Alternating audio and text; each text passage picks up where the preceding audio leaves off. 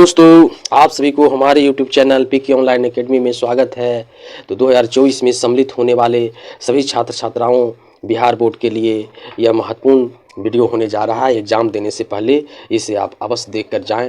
हूबहू ये सवाल मिलने की पूरी गारंटी है। चलिए आगे सवाल शुरू करने जा रहे हैं। पहला चैप्टर है अर्थव्यवस्था एवं इसके विकास का इतिहास। साथ ही जो भी भाई बहनें देखें इसे अवश्य लाइक शेयर सब्सक्राइब करें। पहला सवाल है, भारत कब स्वतंत्र हुआ? 15 अगस्त 1947 में। भारत कितने वर्षों तक अंग्रेजी शासन का गुलाम था? 200 वर्षों तक। सोने की चिड़िया किस देश को कहा जाता है? भारत को कहा जाता है। फूट डालो राज करो की नीति किसने अपनाई? अंग्रेजों ने अपनाई। हमारी सभी क्रियाएं जिनसे हम आय प्राप्त करते हैं वो क्या कहलाता है? तो आर्थिक क्रिया कहलाता है। तो आप वीडियो फास्ट इसलिए कर रहे हैं ताकि आपको सिर्फ पढ़ कर जाना है। पढ़े हुए हैं, है ना? किसके अनुसार अर्थव्यवस्था आजीविका अर्जन की एक प्रणाली है? ब्राउन के अनुसार। समाज की सभी आर्थिक क्रियाओं का योग कहलाता है अर्थव्यवस्था। अर्थव्यवस्था के कुल कितने क्षेत्र हैं? 3 हैं। कृषि, पशुपालन, मछली पालन इत्यादि किस क्षेत्र में आते हैं? प्राथमिक क्षेत्र में आते हैं। उद्योग को कहा जाता है द्वितीयक क्षेत्र कहा जाता है। क्या कहा जाता है? द्वितीयक क्षेत्र कहा जाता है। 11वां क्वेश्चन, बैंक एवं बीमा किस क्षेत्र में आते हैं? तृतीयक क्षेत्र में आते हैं। अमेरिका, जापान, ऑस्ट्रेलिया आदि देशों में कौन सी अर्थव्यवस्था है? तो पूंजीवादी है। चीन, क्यूबा आदि देशों में कौन सी है? तो समाजवादी। भारत में कौन सी अर्थव्यवस्था पाई जाती है? मिश्रित पाई जाती है। एक समाजवादी अर्थव्यवस्था में विशेष ध्यान किस पर दिया जाता है? सामाजिक कल्याण पर दिया जाता है। आगे ब्रूनलैंड आयोग किससे संबंधित है? सतत विकास से है। योजना आयोग का गठन कब हुआ? 15 मार्च 1950 को। योजना आयोग के प्रदेन अध्यक्ष कौन होते हैं? प्रधानमंत्री होते हैं। प्रथम योजना आयोग के प्रथम प्रदेन अध्यक्ष कौन थे?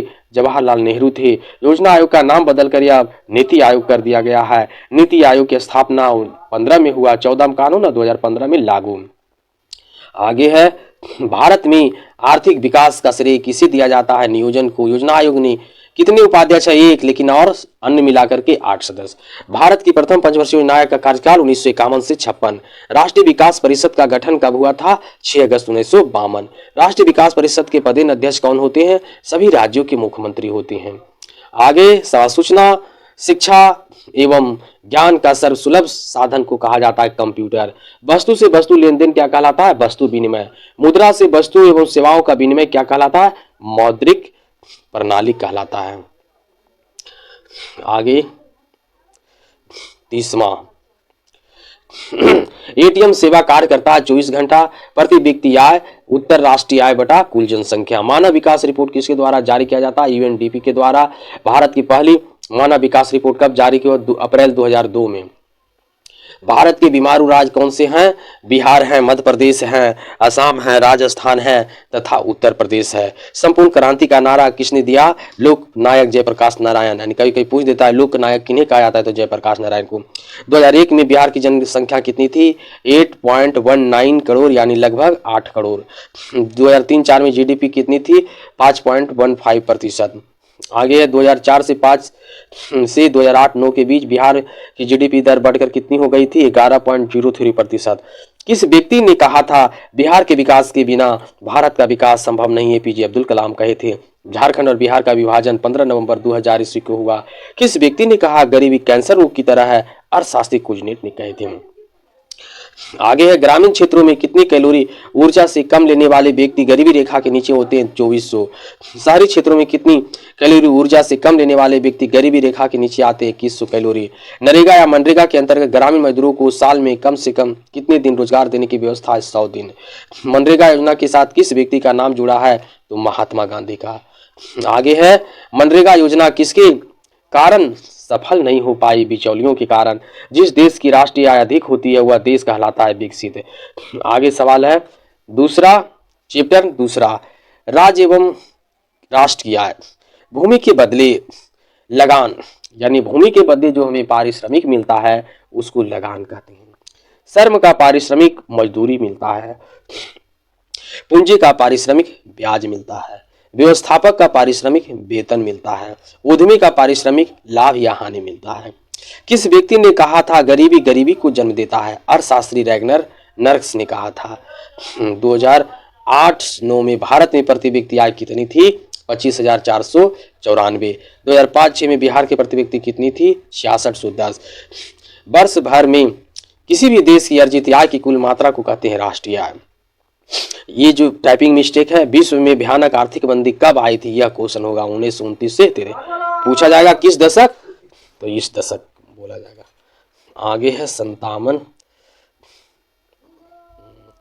इधर से होगा। हाँ, भारत में राष्ट्रीय आय की गणना करने वाले संगठन कौन सा है, केंद्रीय सांख्यिकी संगठन। स्वतंत्रता प्राप्ति से पूर्व भारत में राष्ट्रीय आय का अनुमान सबसे पहले किस व्यक्ति ने लगाया था, दादा भाई नौरोजी ने। दादा भाई नौरोजी ने राष्ट्रीय आय का अनुमान किस वर्ष लगाया था, सन 1868 ईस्वी में। Poverty and British rule in India पुस्तक के लेखक कौन थे, दादा भाई नौरोजी थे।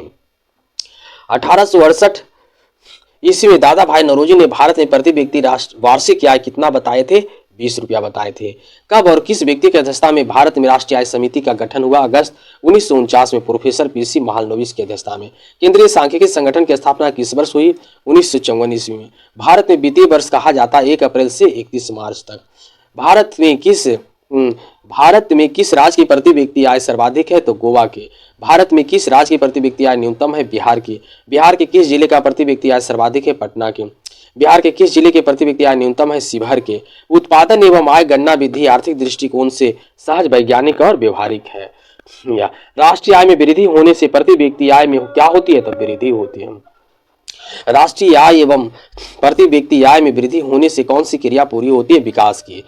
जीडीपी का पूर्ण रूप क्या होता है, तो ग्रॉस डोमेस्टिक प्रोडक्ट होता है। जीएनपी का क्या होता है, ग्रॉस नेट प्रोडक्ट होता है। जीएसटी का क्या होता है, गुड्स सर्विस टैक्स होता है।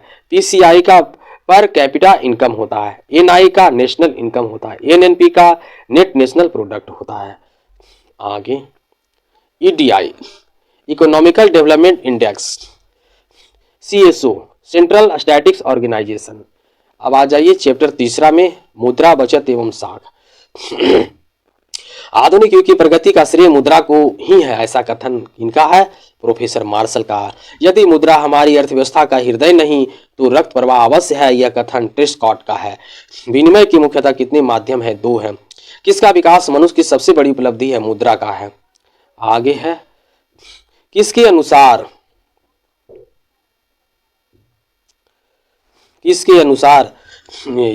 यंत्र शास्त्र में चक्र, विज्ञान में अग्नि और राजनीति शास्त्र में मत का स्थान है, वही स्थान जीवन में मुद्रा का है, क्राउथर के अनुसार। मनुष्य के सभी आविष्कारों में किसका आविष्कार एक महत्वपूर्ण स्थान है, मुद्रा का। किसका विकास का इतिहास एक तरह से मानव सभ्यता का विकास है, मुद्रा का। भारत, पाकिस्तान, नेपाल की मुद्रा क्या है, रुपया। बांग्लादेश की मुद्रा टका। आगे अमेरिका, सिंगापुर की मुद्रा क्या है, डॉलर। रूस की मुद्रा क्या है, रूबल। मुद्रा की समानता कितने कार्य हैं, 4 है। 92 आ जाइए 93। किसके अनुसार मुद्रा वह है जो मुद्रा का कार्य करती है, प्रोफेसर हार्टले विद के अनुसार। किसके अनुसार मुद्रा वह है जो मूल का मापक और भुगतान का साधन है, कोल वर्ण के अनुसार। किसके अनुसार कोई भी वस्तु जो राज्य द्वारा मुद्रा घोषित की जाती है मुद्रा कहलाती है, प्रोफेसर नेप के अनुसार। किसके अनुसार मुद्रा वह वस्तु है जिसे समान स्वीकृति प्राप्त हो, सेलिगमैन के अनुसार। प्लीज वीडियो को लाइक सब्सक्राइब अवश्य करें। खाल या चमड़ा, कपास, गेहूं मुद्रा का कौन सा रूप है, वस्तु मुद्रा। धातु से बने मुद्रा को कहा जाता है धात्विक मुद्रा। पहले के समय में सिक्के बनाने में सबसे ज्यादा प्रयोग किन धातुओं का होता था, सोना चांदी का। आधुनिक युग में मुद्रा का कौन सा रूप अधिक प्रचलन में है, पत्र मुद्रा। 1 रुपये के नोट अथवा सिक्के किसके द्वारा जारी किया जाता है, केंद्र सरकार के वित्त विभाग द्वारा। 1 रुपये से बड़े सभी नोट किसके द्वारा जारी किए जाते हैं, रिजर्व बैंक ऑफ इंडिया के द्वारा। चेक, हुंडी इत्यादि मुद्रा के कौन से रूप है, साख मुद्रा है। एटीएम सा डेबिट कार्ड तथा क्रेडिट कार्ड मुद्रा का कौन सा रूप है, प्लास्टिक मुद्रा है। एटीएम का अर्थ क्या है, स्वचालित टेलर मशीन। एटीएम का पूर्ण रूप क्या है, ऑटोमेटिक टेलर मशीन। दोनों तरह से पूछता है, हिंदी में पूछेगा तो स्वचालित टेलर मशीन बोलिएगा और इंग्लिश में पूछेगा तो ऑटोमेटिक टेलर मशीन। एटीएम जारी करने वाला देश का पहला बैंक कौन सा है, स्टेट बैंक ऑफ इंडिया। किसके अनुसार वह मुद्रा वह धुरी है जिसके चारों ओर संपूर्ण आर्थिक विज्ञान चक्कर काटता है, प्रोफेसर मार्शल के अनुसार। किसके अनुसार मुद्रा आधुनिक विश्व में उद्योग रूपी वस्त्र धारण किए हुए हैं, प्रोफेसर पिगू के अनुसार। आय तथा उपभोग का अंतर कहलाता है बचत। साख का अर्थ है विश्वास या भरोसा। आगे सवाल, अर्थशास्त्र में साख का मतलब होता है ऋण लौटाने या भुगतान करने की क्षमता। मुद्रा के 4 कार्य कौन कौन से हैं? माध्यम, मापन, संचयन और भुगतान। चैप्टर नंबर 4, हमारी वित्तीय संस्थाएं। क्षेत्रीय ग्रामीण बैंक, बिहार राज्य कोऑपरेटिव बैंक इत्यादि किस प्रकार की वित्तीय संस्थाएं हैं? तो अर्ध सरकारी है। बांग्लादेश के नोबेल पुरस्कार से सम्मानित व्यक्ति कौन है? प्रोफेसर यूनुस है। भारत में 20 संस्थाएं कितने प्रकार की है? 2, एक सरकारी और दूसरा गैर सरकारी है। भारतीय मौद्रिक बाजार किस प्रकार के ऋण की व्यवस्था करता है? अल्पकालीन एवं मध्यकालीन। भारतीय पूंजी बाजार किस प्रकार की ऋण की व्यवस्था करता है? दीर्घकालीन। भारत का केंद्रीय बैंक कौन सा है? Reserve bank of India. शीर्ष बैंकिंग संस्था के रूप में कौन है? तो रिजर्व बैंक ऑफ इंडिया। निजी बैंकों के नाम के आगे क्या जुड़ा होता है? एलटीडी। किसी भी देश का मेरुदंड किसे माना जाता है? 20 संस्थाओं को। भारत में एक सुसंगठित पूंजी बाजार कहाँ है? मुंबई में है। भारत की वित्तीय राजधानी किसको कहते हैं? तो मुंबई को कहते हैं। आगे, मुंबई के उस जगह का नाम जहां पूंजी बाजार का प्रधान है वह है दलाल स्ट्रीट। भारत में 20 संस्थाएं कितनी प्रकार के हैं? 2, संस्थागत और गैर संस्थागत। महाजन, सेठ, साहूकार, व्यापारी, रिश्तेदार किस प्रकार की वित्तीय संस्था है? गैर संस्थागत। सहकारी बैंक, प्राथमिक सहकारी समिति, भूमि विकास बैंक, व्यवसायिक बैंक, क्षेत्रीय ग्रामीण बैंक एवं नाबार्ड किस प्रकार की संस्थाएं हैं? संस्थागत है। गैर संस्थागत वित्त संस्थाओं में सबसे प्रसिद्ध कौन है? तो महाजन है। बिहार राज्य में केंद्रीय सहकारी बैंकों की संख्या कितनी है? 2 है। कितने व्यक्ति मिलकर एक प्राथमिक समिति का गठन कर सकते हैं? 10। 10वीं पंचवर्षीय योजना की प्रारंभिक प्रारूप के अनुसार बिहार में कितनी प्राथमिक सहकारी कृषि साख समितियां हैं? 6842। भूमि विकास बैंक किस प्रकार के ऋण की व्यवस्था करता है? दीर्घकालीन। बैंकों का राष्ट्रीयकरण कब हुआ था? 1969 में। क्षेत्रीय ग्रामीण बैंकों की स्थापना कब हुई? 1975 में।